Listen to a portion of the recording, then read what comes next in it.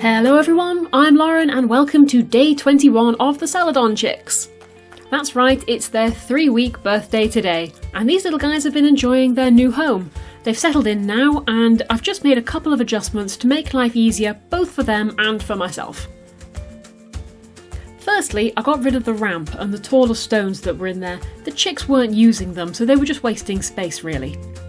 But as the quails kick up so much sawdust, I wanted to keep the food and the water bowls off the ground, and so the stones are now functioning as a sort of dinner table for them. That stops them from being able to make too much mess. The chicks have also settled themselves into quite a good routine now. They tend to be active in the morning and the afternoon, but they sleep during the hottest part of the day.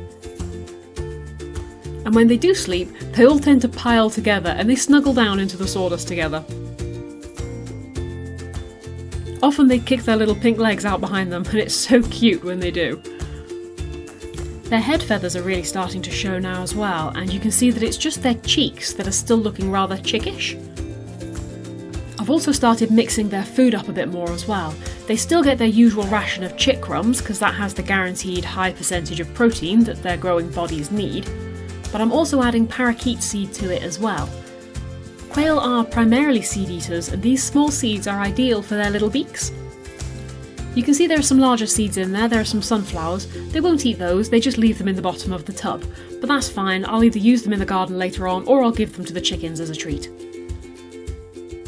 I've been trying, a bit unsuccessfully, to wean them off the live mealworms and onto dried ones. This is partly because it's just so much easier for me to be able to grab a handful of dried worms from the cupboard. But also, when I give them live worms, often they squabble quite ferociously over them, and it's not unusual for them to lose a worm somewhere in the sawdust, and I don't know if they ever actually find them again. So I'm trying to get them to take the dried worms, but at the moment, they'll snatch the worms off me as soon as they see them, but when they realise it's not alive, they just lose interest. But I'm going to persevere with them, and hopefully they will start to eat the dried worms soon, or at least when they realise they aren't getting any live ones anymore.